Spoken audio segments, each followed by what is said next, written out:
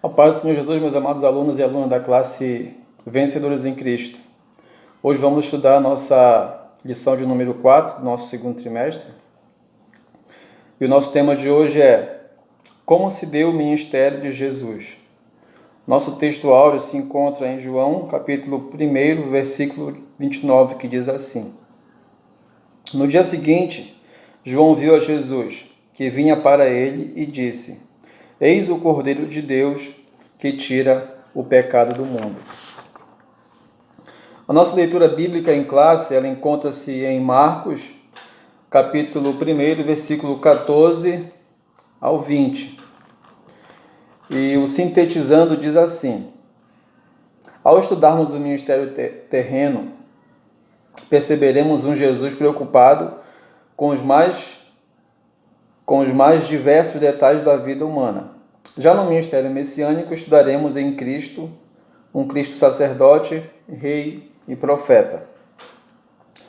A introdução diz assim: A história de Jesus é inspirada em todos os seus detalhes, desde a criação do universo, o seu ministério aqui na Terra e até a sua presença na vida de cada um de nós.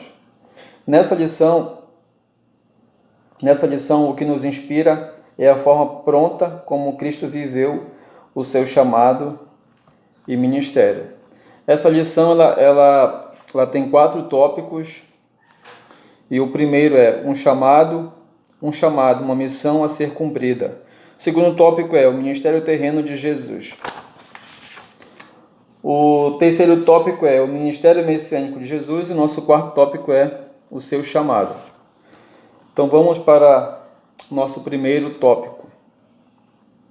Um chamado, uma missão a ser cumprida. O que é um chamado? É algo que nos faz parar, prestar atenção e decidir se queremos ou não atendê-lo. Um chamado é também algo determinante para que possamos abraçar causas. Quando nós olhamos para a Bíblia Sagrada, a gente começa a ver, a gente começa a estudar a história de muitos homens de Deus que foram chamados, que foram convocados, que foram comissionados para uma missão, uma missão específica para cada um deles. Nós vamos estudar Noé. Noé foi chamado para construir uma arca que salvaria ele, sua família e um casal de cada animal. Abraão foi chamado para sair da sua terra, da sua parentela, da família de seu pai, pois assim Deus iria fazer dele pai de uma grande nação. Moisés foi chamado para conduzir o povo de Israel durante a sua saída do Egito e conduzi-lo até a terra prometida. Davi foi chamado e consagrado para ser o maior rei de Israel. O que é um chamado? Um chamado, ou ser chamado para uma determinada missão ou tarefa, em primeiro lugar, é um privilégio, pois alguém nos julgou capaz de fazer ou desempenhar uma determinada missão. Essa missão ou tarefa pode ser por um determinado tempo ou por um tempo indeterminado. Esse chamado é algo que nos levará a tomarmos uma série de outras decisões. Nos fará renunciar a muitas outras coisas para que tenhamos sucesso em nossa missão. Quem aceita ou quem se submete ao chamado nunca mais será a mesma pessoa depois de aceitá-lo. Ou seja, nós podemos ver aqui vários homens de Deus que foram chamados, que foram comissionados para missões específicas. Embora eles, na ocasião do chamado, eles não fizessem dimensão do chamado, do tamanho da chamada, mas no decorrer dessa missão, ela foi se mostrando grande, ela foi se mostrando grandiosa, essa missão na mão de cada um desses homens. Vocês já imaginaram se Noé tivesse dito não para Deus, Se Abraão tivesse dito não, se Abraão tivesse ficado na terra dele, ali com a parentela dele, ali com o povo dele, e não tivesse aceitado o chamado, aquela comissão, vocês já imaginaram isso? Pois é. E nós somos chamados, nós temos uma missão. Você foi chamado, eu fui chamado, nós fomos chamados para uma grande missão. Nós fomos chamados para uma grande tarefa, uma tarefa grandiosa, uma tarefa que engloba toda a humanidade, uma tarefa grandiosa, uma tarefa que Deus colocou nas minhas mãos, nas suas mãos e nas nossas mãos. Com Jesus não foi diferente, ele recebeu um chamado e o abraçou intensamente. É claro que esse chamado não aconteceu quando Cristo era o verbo que se fez carne. O chamado de Jesus foi antes dos dias na Galileia ou Jerusalém, desde a fundação do mundo. Esse chamado já estava planejado.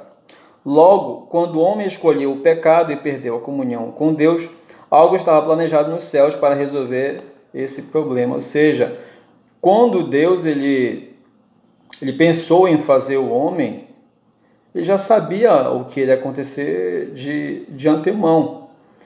E de antemão ele já tinha um plano, ele já tinha um projeto para a redenção do homem. Deus nunca é pego de surpresa, ele nunca é surpreendido pelas nossas ações, pelas nossas intenções.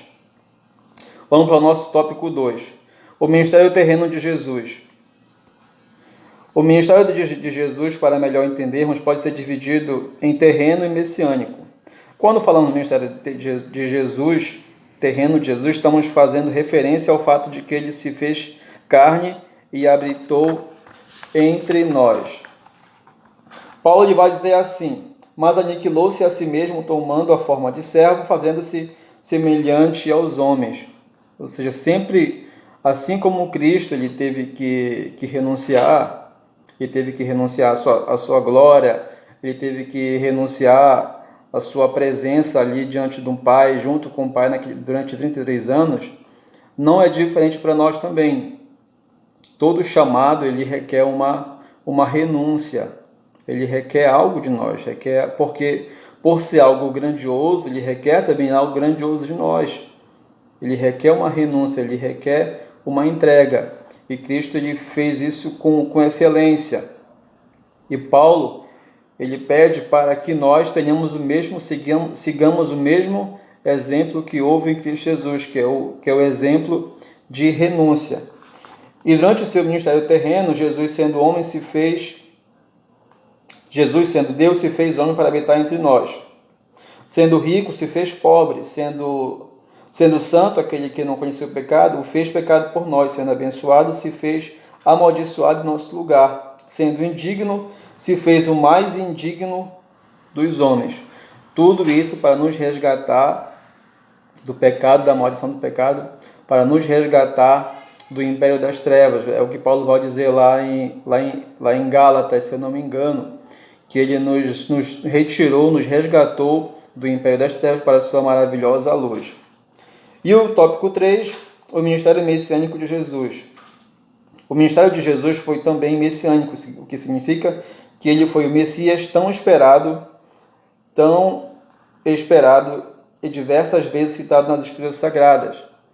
É o que nós vamos ver. Jesus ele cumpriu todas as profecias messiânicas que diziam ao seu respeito. Ele nasceu de uma virgem, ele nasceu da Virgem Maria. E o ministério messiânico de Jesus abrange três ofícios: sacerdote, rei e profeta.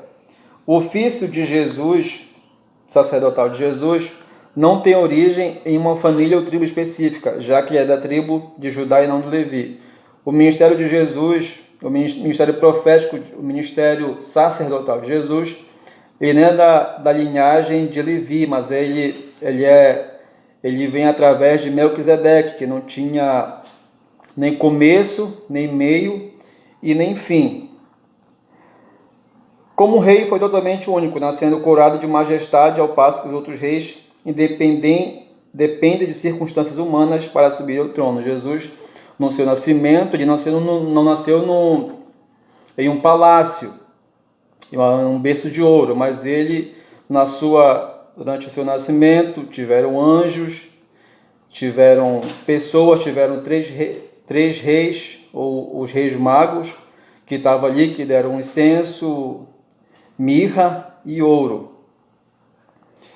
E Cristo, como profeta, Cristo cumpriu a promessa feita a Moisés. Ele foi poderoso em obras e palavras.